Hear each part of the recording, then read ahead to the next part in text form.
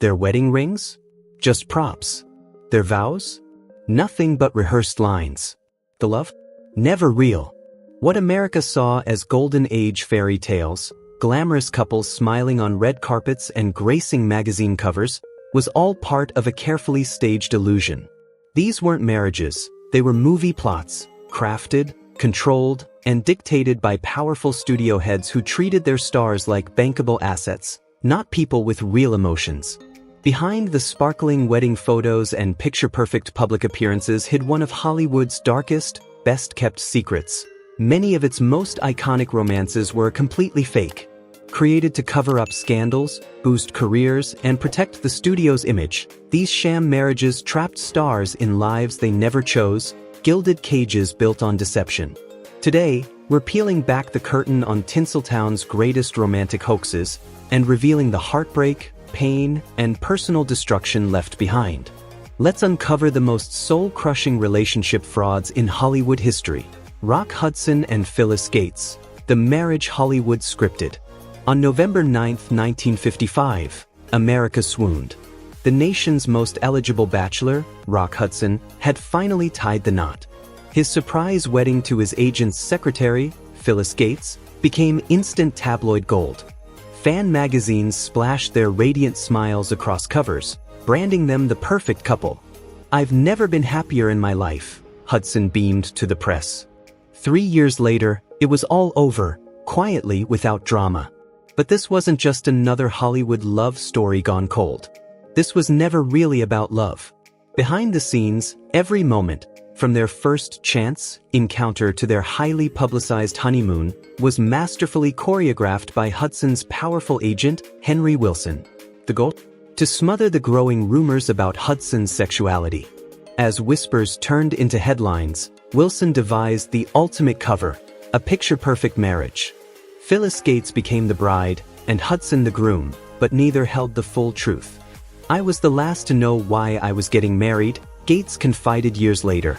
Wilson sold her on the idea that Hudson had real feelings. At the same time, he assured Hudson that Gates knew the marriage was for appearances. In truth, both were kept in the dark.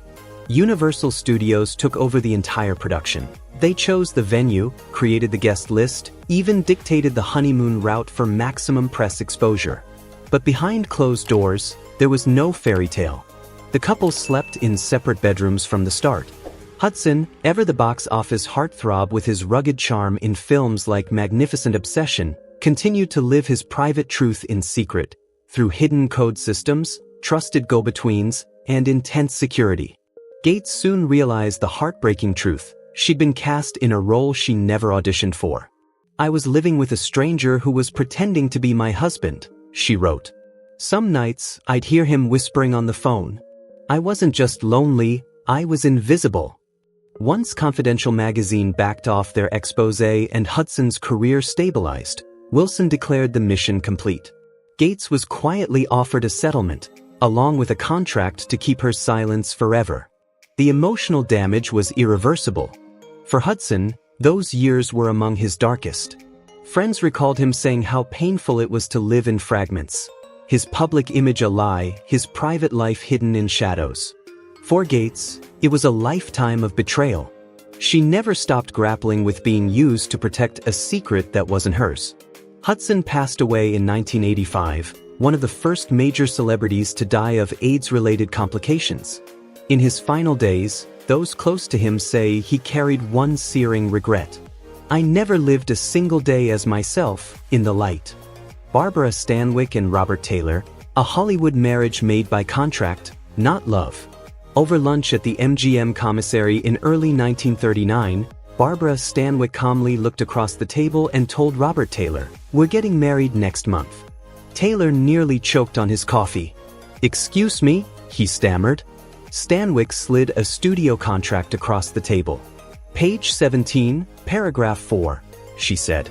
"The studio decided we're in love." And just like that, one of Hollywood's most glamorous romances began, not with passion, but with paperwork. Fan magazines called them the perfect couple. She, the strong, no-nonsense star of Stella Dallas, and he, the dashing leading man from Waterloo Bridge. Their 1939 wedding made headlines across the country. MGM's publicity machine went into overdrive, releasing staged photos, love stories, and carefully crafted narratives about their whirlwind romance. But behind the sparkle was a carefully calculated business move. Recently uncovered studio memos and contracts have revealed that the Stanwick-Taylor marriage was orchestrated by MGM as a strategic public relations solution. Stanwick had been the subject of persistent rumors about her close relationships with women, particularly screenwriter Joe Trent. Taylor, meanwhile, made headlines for his wild lifestyle and whispered liaisons with both women and men. The solution? A marriage that benefited them both, professionally and personally. Louis B. Mayer, MGM's powerful head, reportedly called it our most successful public relations marriage. The studio even wrote the script for their supposed love story, creating a fake first meeting, staging romantic photos, and planting stories in gossip columns. The wedding itself was more production than romance, with more publicists than guests in attendance. The couple played their roles flawlessly. They attended events together, posed for magazine spreads, and gave charming interviews about future children, though they never had any, always blaming busy schedules. In reality, they lived mostly separate lives. Each had their own home and pursued private relationships out of the public eye. Their shared home was mainly a set for studio-arranged photo shoots, complete with stage dishes in the sink and breakfast photos taken on a soundstage. But unlike many Hollywood-arranged couples, Stanwick and Taylor made the most of it. They respected each other, worked as a team, and ran the marriage like a business partnership. Barbara ran it like a corporation, said a close friend of Taylor's. They had quarterly meetings to plan appearances and interviews. There were no illusions. It was probably the most honest marriage in town. When they quietly divorced in 1951, the studio once again controlled the narrative, spinning it as a graceful and mutual parting. Taylor soon married actress Ursula Thies and embraced the traditional family image MGM had always preferred for him. Stanwick never remarried and kept her private life carefully guarded. Their story is a rare example of two stars navigating Hollywood's ruthless studio system with intelligence and control. They turned a fake marriage into a shield, protecting their real lives while playing the roles the public expected. In a town built on illusion, Barbara Stanwyck and Robert Taylor may have pulled off the most convincing performance of all. Judy Garland and Vincente Minnelli, the Hollywood marriage built on lies. On the morning after her wedding night, Judy Garland collapsed on set. Makeup artists scrambled to hide the dark circles under her eyes as she vomited into a bucket between takes. This wasn't just exhaustion, it was drug withdrawal. MGM had pulled her off the pills just long enough to make her appear sober for her wedding to director Vincente Minnelli. One studio executive later claimed that Louis B. Mayer himself gave the order, "Get her back on the pills by noon. Half dose. We need her eyes clear for the honeymoon photos." To the outside world, it was a dream match. America's sweetheart, the star of The Wizard of Oz, marrying the creative genius behind Meet Me in St. Louis. Their daughter, Liza Minnelli, would go on to become a star herself, seemingly confirming the fairy tale. But behind the scenes, this was no love story. It was a carefully constructed studio arrangement, engineered not for romance, but to solve two very specific PR problems. By 1945, both Garland and Minnelli were in crisis. Judy, overworked and addicted to studio-supplied amphetamines and barbiturates, was emotionally fragile and often unpredictable. Minnelli, on the other hand, was quietly living as a gay man in a time when that alone could end a career. He was a genius with a camera but a liability in the press. MGM saw a solution: marry them and spin it as Hollywood magic. Studio memos from the time paint a disturbing picture of corporate manipulation. Marriage stabilizes Garland, normalizes Minnelli, creates marketable family unit with long-term publicity value. In short, control the narrative, protect the profits. Their wedding was a spectacle, but the truth was grim. Garland was so deep in withdrawal she required injections between photo ops. Minnelli hadn't been allowed to see his actual partner for weeks. One witness recalled, "Judy was shaking so badly she couldn't stand." Vincente looked like he was attending his own funeral. Their honeymoon lasted 4 days. Judy was needed back on set. Though they developed a friendship, the marriage quickly crumbled. Judy's mental health declined. Vincente, trapped in a life that denied his true identity, withdrew. The birth of their daughter Liza in 1946 brought a moment of real joy. Both parents loved her deeply, but it wasn't enough to hold their marriage together. Behind closed doors, Judy's suicide attempts increased. Minnelli maintained relationships with men in secret. Their home became a battlefield of sorrow and silence. By 1951, even MGM couldn't keep the charade going. They divorced, citing artistic differences, a far cry from the truth. Years later, Minnelli would reflect on the ordeal with haunting honesty. They gave us everything. Beautiful homes, beautiful pictures, beautiful publicity, everything except the right to be who we were.